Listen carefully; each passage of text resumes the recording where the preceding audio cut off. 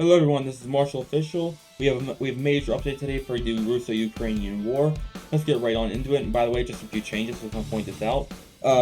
From now on, I have put these points on. These just remind me where I have a geolocated video. So where we have geolocated videos, I put these on the map so I know to go show you guys the geolocated video before. So just so I don't miss it. So I just put that on there. Another thing, I have finally managed to find this.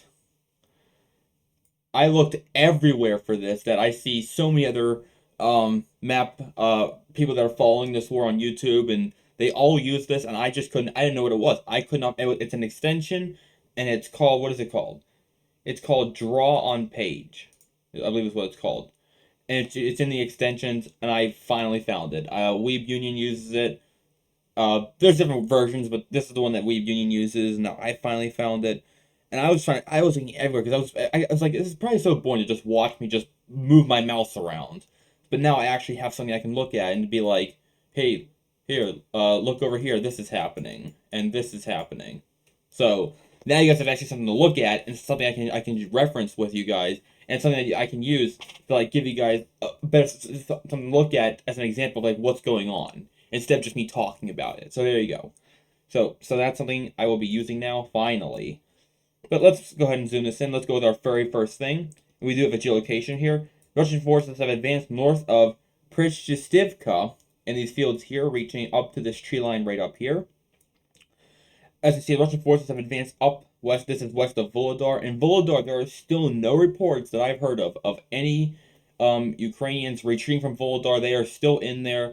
It's unclear how long they're going to stay there and risk encirclement. Because as you can see, and here we go, I'm going to use it for the first time. Russian forces have advanced massively here to the west. And it's pretty freaking clear. What the heck? There we go. Sorry guys, I don't know what was up with that. I'll just draw over it. So anyways, so the Russian forces are clearly moving to encircle Vuhledar. And they're already in the process of doing it.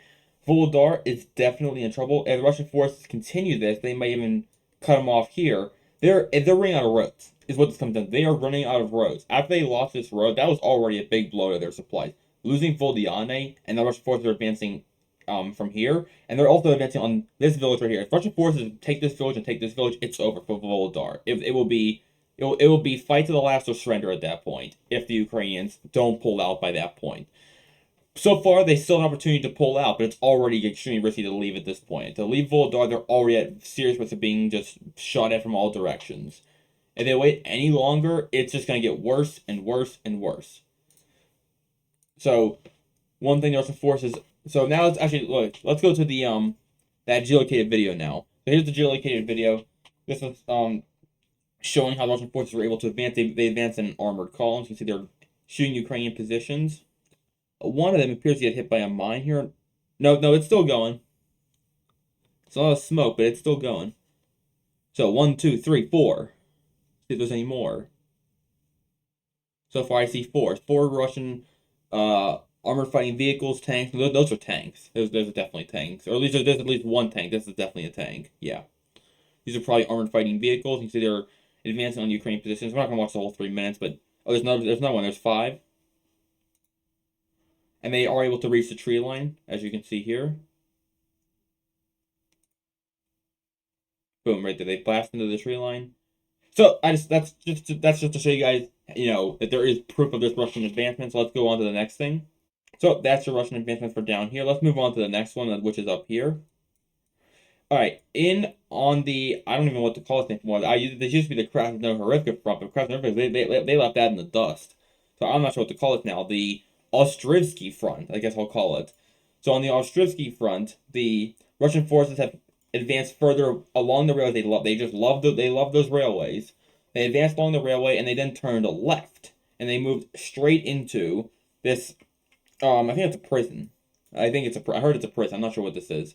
They moved in straight into this. They advanced from their positions in Hostry, which they captured when they captured this big chunk of territory. They moved right on into it. And they've now advanced here. So if the Russian forces continue along this railway, they'll take Ostrivsky and they'll reach the Volchara right here. And we don't have a geolocation directly from this. However, this advance was confirmed by Syriac Maps, a very reliable mapper. He updated the map, and this is what he has shown. So I've updated my map following him. Also, I want to now just go to this, that the Russian, we don't have a direct, again, geolocation, but we do have this important thing from right here that I'm going to show you right now. Okay, so here, this is a little piece of information that's important. The Ukrainian army must leave the south of Donbass because of the difficult situation on the front, said British expert Alexander Merkis. It's a little vague. This might be a little bit biased, if you will. I'm not sure who that exactly that is, but it says he's an expert, so take it with a grain of salt, but I just had to put it on here. The whole situation with Ukrainian troops in the south of Donbass looks catastrophic. I repeat once again, I think the Ukrainians must recognize this fact and withdraw the troops without delay, he pointed out. He added that the Russian army is actively advancing west of the liberated. See, this is why I mean it's a little bit biased. You know, he should just say fallen or captured, or if you want to be neutral in this war, don't you say liberate. Just say if Ukraine takes something, say they captured. If Russia takes something, say they captured it. So it's captured for both sides. But anyway, liberated Krasnohorivka, and in the direction of the city of Kharkova. Very soon they will reach this important point, the Kurakhove Reservoir. That's literally the exact thing that I've been talking about the last couple of days. So I've been talking about Russian forces seem to have switched away from Pokrovsk and are now advancing south of Pokrovsk, moving towards this reservoir from here, and somewhat from here as well. They're all advancing onto Kharkova, very important area right here. And if this falls, then it'll be just like Pokrovsk falling, but for even further south. It's a little bit smaller than Pokrovsk. Actually, it's like a lot smaller than Pokrovsk, but it's very important that Ukraine holds this. So he's basically saying Ukraine needs to withdraw from everything that's like below this line, like withdraw and pull back to like here. Like this is what he wants them to do basically. Just get out. He wants them to get out of this big, massive pocket that's like way over here. Pull out from that. Set defensive lines here, so they can fight the Russian forces from back here, and hopefully not, lose tons and tons of men. Pull back to this line, but there's no sign that Ukraine's going to do that. They seem to be determined to hold on to their lines, to hold on to their positions as far forward as they possibly can. They're not even retreating from this area right here, and this area is in trouble. So we also have more Russian advances here, up here. They've captured this little part of the city of Hernik right here. They've advanced westward and captured this, whatever that thing is. I actually mentioned in the last video that Russian forces, through a report, they've already captured this. I was right. I didn't update the map then because it was just a rumor, but now it is definitely true. Deep State Maps, a pro-Ukrainian source, very reliable pro-Ukrainian source, update their map. They now show this areas under Russian control. Syriac Maps, same thing. They update their map. This areas under Russian control. So this area has fallen to Russia, and they are moving. And it seems like the Russian forces are moving in the direction. Excuse me. They are moving in this direction, directly onto Hernik. They are advancing west towards the reservoir, and they are advancing west here. But they'll probably swing south at some point along this railway. Look at the railway. They want to get to the railway. So actually here, let me actually undo that real quick. They want to first reach the railway right there, then move along it like this to reach the reservoir. And to do that, when they do that, they will have encircled all this. These couple cities here, that's what Russian forces want to do. This is what they're aiming for. That's why I'm guaranteeing that this is what the Russian forces are aiming for. And if they are successful, I don't know how many Ukrainian troops are down here, but it's probably a couple brigades will be gone if the Russian forces are successful in that. We also got reports. I wasn't entirely sure how true it was, but I decided it. But it is true because Syriac Maps then update their map as well, so I know that fact that it is true now because Syriac Maps update their map. So just give me a second here. All right. So, anyways, as you can see here, Russian forces were able to advance. I was skeptical about this, but it is now. I can definitely say for sure that it's true because we do have now confirmed updates from Syriac Maps and other sources that this area has fallen to Russian hands. So they've been able to retake. They're not in Seldovia itself, but they've been able to retake these fields south of it. So what they've now done, I'm going to bet, I don't know for a fact, but I'm going to go ahead and bet that when the Russian forces originally captured Seldovia, they did not have control of any of this area to the south. So I'm going to bet that Ukrainian forces probably used these tree lines to the south to counterattack, and that's how Russian forces were able to be pushed back out of all of Seldova. They used to be way up to here. Now they were pushed back here at some point, and I bet that probably part of the reason of what happened is that the Ukrainian forces used these tree lines to attack the Russians. So that's why they moved on to Ukrainsky and then came around to attack these tree lines and then take them, so Ukraine can't do that again. And now Russian forces are pushing into Seldova from the north and the south. Ukraine will probably be forced to retreat from this area right here if the Russian forces do keep their advance up. So it's a significant gain, but it's yet to see what's really going to happen with that. Let's move on to the next area, which is Krutiyar, the Polk front directly. Russian forces have made further gains. This was confirmed by Syriac and by Deep State maps. The Russian forces were able. What is this? Sorry about this. Oh, I'll fix it later. Anyways, Russian forces advance westward, and they're aiming to retake Mykolaiv from the east. They're probably going to swing around the reservoir, this little, it's not a reservoir, but this little lake right there, and take Mykolaiv. They've also advanced into Krutiyar, they've retaken all of Krutiyar and a little bit of Krasnyar as well. So in the last video, I kind of predicted this was happening, and again, I was correct. Russian forces have retaken Krutiyar, Krasnyar, and they were trying to retake Mykolaiv.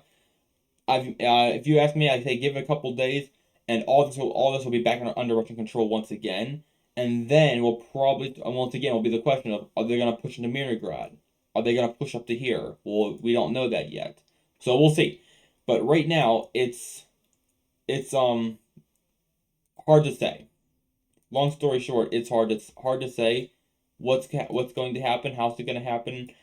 What we do, the Russian forces are pushing back, and they're pushing back strong. They've retaken Krasnyar, retaken this area right. Well, they never held this area, but they've taken this area, retaken Krutiyar, and they're trying to retake Mykolaiv. And once they do that, then we can start asking questions about what are they going to push into Mirnograd. That will be the next question that we ask. All right, in the city of Terez, we have some small changes, nothing much, but Russian forces were able to retake a couple city blocks right here. So I'm not going to pull the thing. I can just see it's not a big deal. The Russian forces just push along the streets.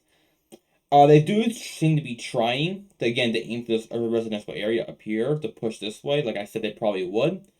It's a small little advance. We'll have to wait to see if we get some bigger advances, more important advances. But for now, this is your small little advance from Terez.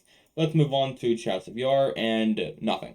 We have nothing, no report from Chasiv Yar. You have rumors that this area down here has fallen into Russian hands, not yet confirmed, however. So I have decided I've just left it alone. We just don't have nothing to really say here. It's still the usual. I'm sure Russian forces are trying to push for the north and the south, but as for this area, still unconfirmed the Russian advancements. Other than that, there are no advancements, anything to talk about. Seversk, no changes. Torny and Turney, no changes. Nevelsky, no changes. But in Makivka, because we do have some pretty big changes, and we do have geolocation. So Russian forces are pushing in Makivka is what it's called. They are pushing here. They've taken over the southern part of the city, and most importantly, they have crossed the river here in the north and captured almost the entirety of the village. So pretty soon, this village will fall into Russian hands. And the Russian forces if the Russian forces take Makivka, they'll be able to use this as a jumping off point to advance south on Nevsky and continue to advance here to take Nevsky. And in the grand scheme of things, if they take Nevsky, then they'll be able to advance along this highway down through Turney, down to Torsky. They've been trying so hard to push from the east, and it's just not been going well. But from here, they have a chance of actually getting into Torsky and taking it. Or option 2, they could just advance westward. If Russian forces are able to take all this territory right here, something like that, then they could use it as a jumping off point to advance to the border of Luhansk, and then in to Kharkiv or into Donetsk. They could, if they wanted to, let me zoom out a little bit, they could, if they wanted to, aim to reach Liman, get behind Liman, or aim for the Oskil River, something like that. So, Makivka is important for those several reasons, and it's been fought for so hard for a very long time. But it could also they could surprise Ukraine with a sudden major push there, because it looks like Russia's main effort is up here in Kupiansk. a sudden push on the Liman, or maybe even push all the way up to here towards Izium would be a major shock for the Ukrainians. Although that's all just speculation. What we do know is that Makivka is about to fall into Russian hands completely. Most of it's already basically fallen at this point. In fact, I would even say that at this point it has fallen. Let's go to that geolocation now. All right, here we go. It's not a video. We just have some pictures that confirm these Russian advancements here. So I just want to show this to you right now. This is where the information came from about the fall of Makivka. So Russian forces here, storming the western banks. This was taken right here. This was taken down here. This confirms that Russian forces have taken these territories. I don't know what that was. It shows Russian forces have taken these territories. But it also shows that Russian forces are moving, I can just say methodically, but slowly. Well, our next thing, we have we had some reports about our small Russian push into Tiki right here. Unconfirmed. We did actually know it's not unconfirmed. We had a geolocation, but it was like right on the contact line, so I didn't change the map. It was like right there, so that's why I didn't change the map. But we'll see if there's any changes. Nothing from Volchans at the end. This whole front is basically dead at this point. We had another geolocation about Russian presence right here, but again, it's right on the contact line. No changes. It just doesn't change. This area is basically just a dead zone. That whole front right there. We do have big changes up here, however. Russian forces have made major gains. They have been able to capture both of these villages, Darino and Nikolivo Darino. They've pushed all the way up to the outskirts of Severzakovo, and I've also expanded the gray zone to beyond this road. Now, according to Syriac maps, this is kind of my doing. According to Syriac maps, the Ukrainians have fallen back to the road itself.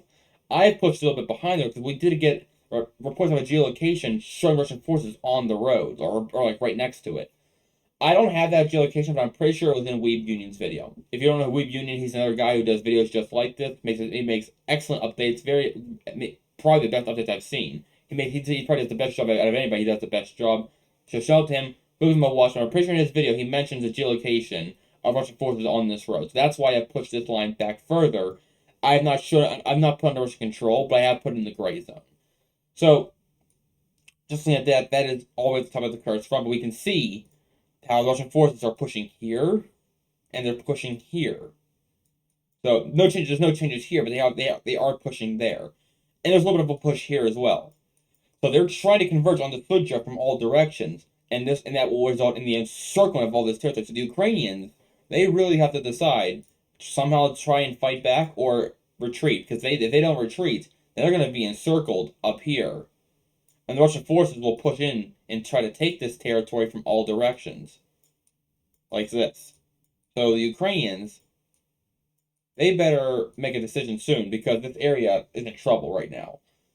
If the Russian forces continue this advance at this pace and just give it a couple days, they'll basically encircle the Ukraine. They've already basically have half encircled the Ukraine because they cut this road right here. Cut this road over here, it's over for these Ukrainian forces up here. They'll have to fight out or stand there and fight the last man or surrender will be their options. And it's not looking good for the Ukrainian forces in this area. Okay, we have one more geolocation that is right over here. One more Ukrainian advancement. This is confirmed by Syriac maps. Ukrainian forces have advanced here. We do have actually a very interesting geolocation here. That the Ukrainian forces have managed to advance after failing to take. So it's a weird situation. The Ukrainian forces advanced. They took this small little village, if it's even a village. I don't know. I don't see a building here. But they've taken this. They failed to take Vasily and Uperkovka. They then swung left and tried to take Volfino. They failed there as well, and now they swung back to Volsele, to Vasilo. And they've advanced along these fields to try and get around it. Again, their attacks have failed. Although they did gain ground, their attacks have again failed, and we have to do some geolocations. So we have a geolocation of the attack and the aftermath. So here's the geolocation of the attack carried out by the Ukrainians that in the Kursk region across the border. So we see that there's a leopard tank leading the way. I'm not going to watch all let's skip ahead a little bit, but just to show you guys how this fight took place and how the Ukrainians were advancing. So the Ukrainians are crossing through a tree line. They keep on advancing. Now here comes the FPV drones. The Russian forces are sending their FPV drones. So there's a just burnt out vehicle there, burnt out vehicle there, it looks like. So that's that. Let's go to the other thing. Here you go. This is the other quick video of this the aftermath that took place in the Kursk region. Uh, a German Leopard 2. Obviously, this is probably FPV drone. That's a short little video, but it was destroyed by the Ukrainian forces. Other big news. I didn't show. I should have showed this earlier. This port in Odessa was massively struck. A major explosion. Look at that. That's enormous. It looks like a nuclear bomb went off almost. And look at all the smoke and everything. Um, so major explosion in Odessa. Something Russia hit something in Odessa, and it just went up like crazy. Probably some sort of massive. Let's see what it says down here. A few years ago, a powerful explosion sounded near the Odessa commercial seaport, which was clearly heard by the city's residents. At the site of impact, a column of thick smoke rose to the sky, indicating serious destruction. Preliminary reports indicated that the explosion occurred near the coordinates which correspond to the port area. Information on casualties or destruction is still being clarified, but eyewitnesses are already sharing footage from the scene. Active work of emergency services is fixed. It's also reported that shortly before the strike, several ships entered the port. Their belongings is unknown. So it's possible Russian forces might have destroyed a ship or multiple ships. So they're saying we don't know what caused this. It might have been a fuel depot, or it could have been weapons storages, or they might have just blew up the entire Ukrainian fleet. Who knows? You know, they said that some ports entered. They're saying that some ships entered the port, and after that, the explosion happened. So, did Russian ships sneak into the port and blow something up? Did Ukrainian ships go into port, and then there was a freak accident and they blew up? Or did Ukrainian ships come into the port? Russian forces saw them, and they blew them up. So who knows? We don't know we don't know what's going on with this yet, but this happened. Just putting out there that this is major news and it happened. One more thing I want to show you guys. Here you go. This is a video from KURSK showing how the Ukrainians are forcibly recruiting men into the military. I showed another video about 2 videos ago, something like that. I showed a video like this. How this is what Ukraine has to do to get men to fight at this point. They're running out of men. Ukraine's losses in this war are a lot higher than what they're claiming they are. Their Ukrainian men are dying by the hundreds of thousands. I should say the casualties are in the hundreds of thousands, same as Russia's. The manpower wise, they've lost roughly about the same men, Russia and Ukraine. But for Ukraine, they can't possibly afford to lose that many men, and this is the result. That to get men to fight, this is what they're doing. So we're not gonna watch the whole thing, but just to show you guys, let's go back to the beginning, see what this is like. This is from KURSK, and this is all over Ukraine. Is what's going on. So that's gonna be all for that. Let's go on to the next thing. So let's go through some of the political updates. We do have a couple big ones. Let's go through those now. Okay, first things first. From the EU, immediately remove all restrictions on strikes of Ukraine deep into Russian Federation. The European Parliament adopted a resolution with such a call to EU countries. 425 deputies voted for, 131 said they were against, and another 63 abstained. So this is a call by the EU for all countries to lift their restrictions on Ukraine to attack into Russia. Again, it was basically, it's like a poll. It's not gonna have it's not an order for them to do it. It's basically saying, hey, this is a vote. Do we want to do it? Do we not want to do it? And the majority of people, the deputies, said let's do it.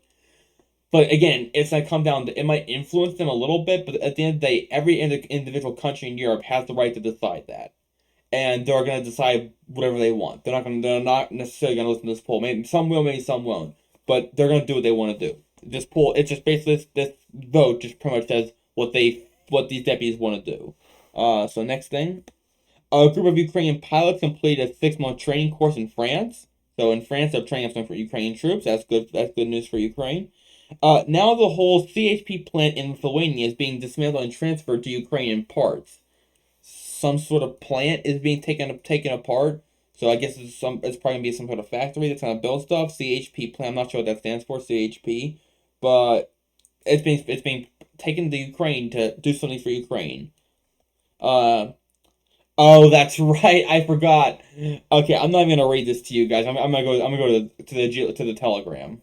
Okay, so for those of you wondering why I suddenly started laughing on reading the political updates, here's why. Cybertrucks in the Russian military. This is not a joke. I'm gonna leave the music off. I don't know if it's copyrighted or not. Yeah, the Cybertrucks are being used by the Russian military, so they got a big gun on the back of it.